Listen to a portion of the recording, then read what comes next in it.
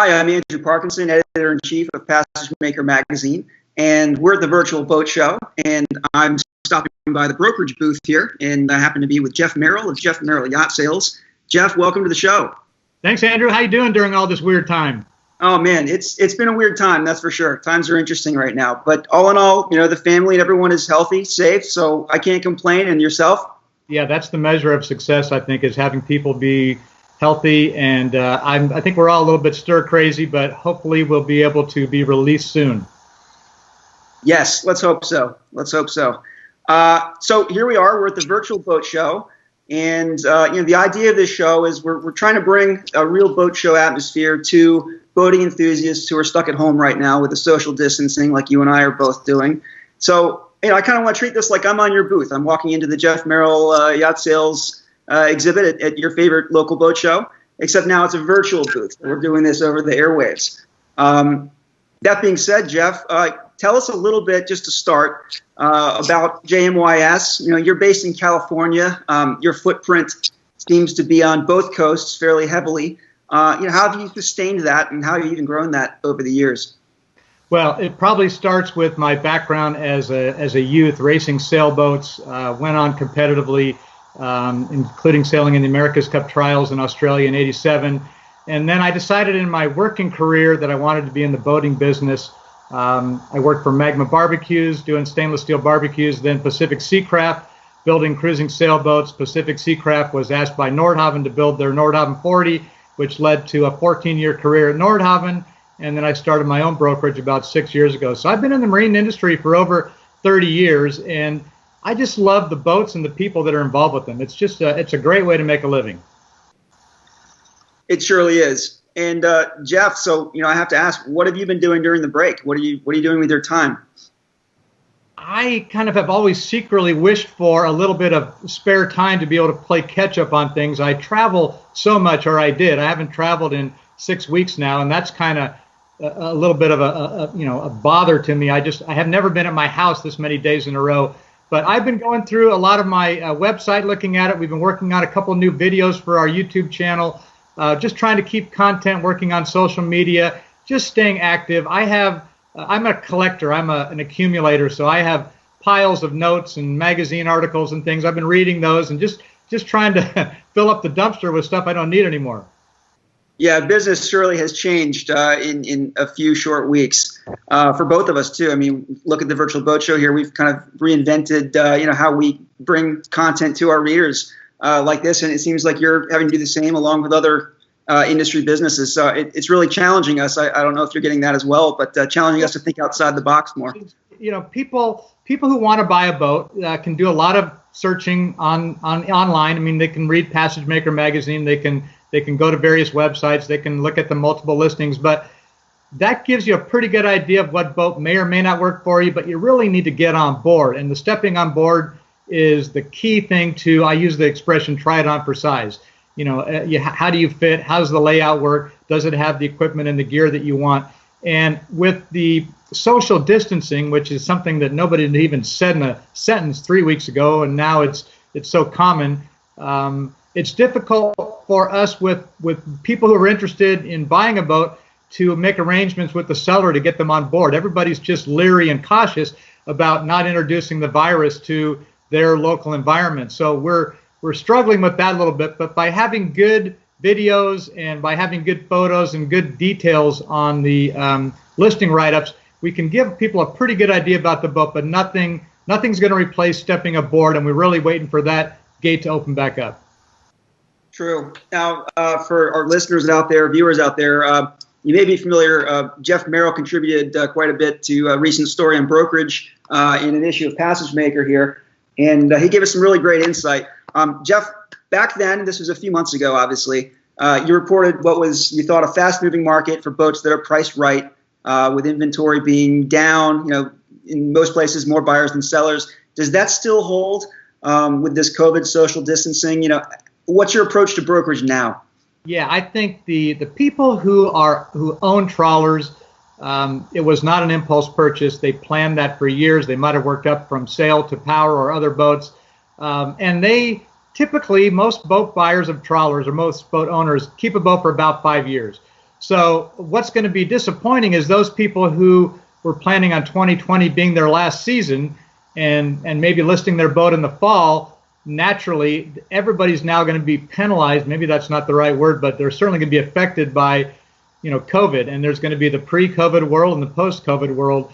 I think a lot of buyers sense that there's going to be opportunity in the market and think that there's going to be a lot of fire sales, people who need to sell their boat. And certainly there will be. There always is. But just because a boat's listed for sale doesn't mean that it's a desperate situation. And I think that's going to be a difficult message to make clear to buyers that, hey, these guys had their plan. They're on schedule with their plan. They're maybe not going to be able to use the boat this season like they expected to, but they're not selling their boat just because they need the cash. They're selling their boat because they're done and it's time to go on to other adventures.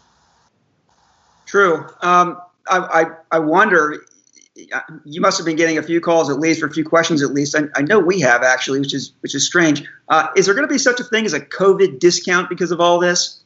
Oh, I think many buyers anticipate that. I've had several people tell me they want to get that. And there's always been discounts. There's always, one of the things you need to find out when you're working with your broker looking for a boat for sale is what's the backstory on that boat? Why are they selling it? A real good reason is because they bought a new one and now they're a two-boat owner. And so there's a little more motivation maybe to get rid of their current boat to be able to enjoy their second one. But I think that, that backstory is important to understand, and you just can't assume that anything that's listed for sale is for sale because the sellers are in trouble. Most sellers are not in trouble, and they want to strike a fair bargain, but they're not planning on blowing out their boat.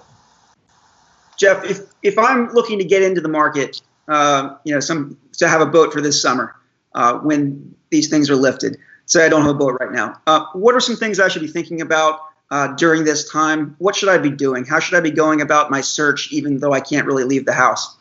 Well, most people in the last couple of years have done most of their homework online or at boat shows, which of course you can't do right now. And I think if you get together with a good broker, somebody who understands what you're looking to do, somebody who you have a trusted relationship with, and somebody who is willing to earn their commission, but not trying to just sell something just to sell something, the brokers can meet with you. One of the things that I think a lot of boat buyers forget or they overlook, but a broker can introduce them to, is seeing the boats out of the water.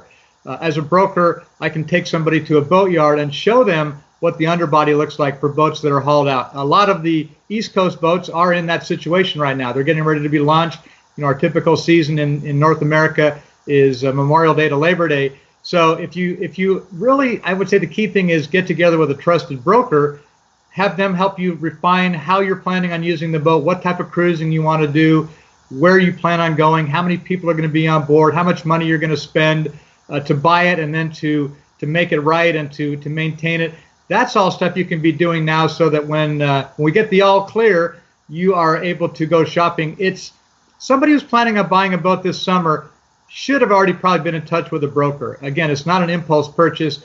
This is something that I love it when someone says, hey, we're 3 or 4 years out, because that gives us plenty of time to discuss how they're planning on using the boat, what type of cruising they want to do, and I can go through a lot of choices. I have done deals where somebody contacts me, they've already figured all that out, and they know what they want, and we go right to it. But that's the exception, not the rule. And let's look at the other side of that too, Jeff. A lot of these same principles probably apply, but let's say I have a boat and I was teeing it up for, to sell just before the summer, and then this happened. Now we're sort of maybe on a bit of a waiting period. What recommendations do you have for those folks that want to sell their boat? Maybe they don't need to sell their boat immediately. Maybe they do. What should they be doing right now in this time? Well, getting your boat ready for sale would mean making sure everything works, because when you do get that offer, it's going to be surveyed and everything needs to be in good working order. Updating your maintenance records, making sure that you're current on all of your updates and upgrades. I mean, if you haven't changed the oil, that maybe and the hours are right, now would be a good time. Get the boat as clean as possible. That old adage, you only have one chance to make a first impression, is so true. And you can do all that. Ultimately, what comes down to the key component for any transaction is price.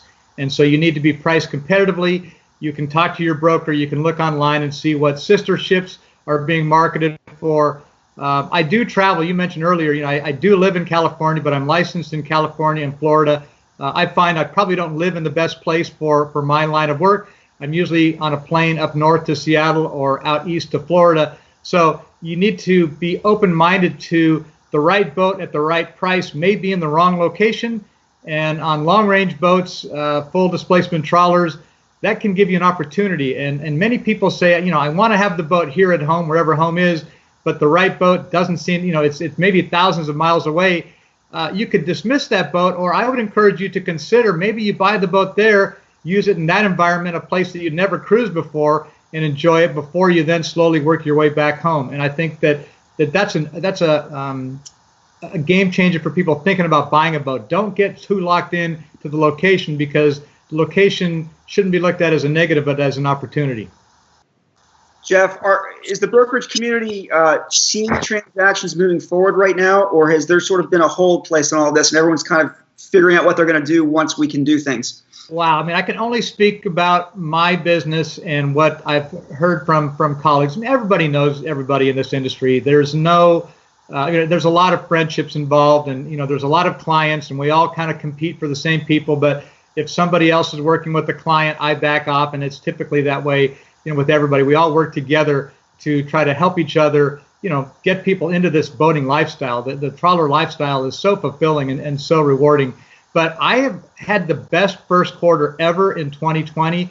We were just off to a blazing start, and a lot of that happened because deals were started at the end of 2019 and just happened to close in 2020. We had a record first quarter, and we have only closed 2 boats in the second quarter. Again, boats that were started there. I'm working on a couple of listings and a couple of contracts, but right now I think the second quarter is going to be a goose egg for all intents, and hopefully we can get things back in track for the third and fourth quarter. Well, folks, I can vouch for Jeff. I've been through this several times myself, and if you are looking to buy or sell a boat, always leave it to the experts. It's always better. They know things, and they have ways of navigating troubled water sometimes that we don't even know things about. So when in doubt, always call an expert and let them do their thing. Speaking of experts, Jeff, you're a familiar face in so many circles of yachting.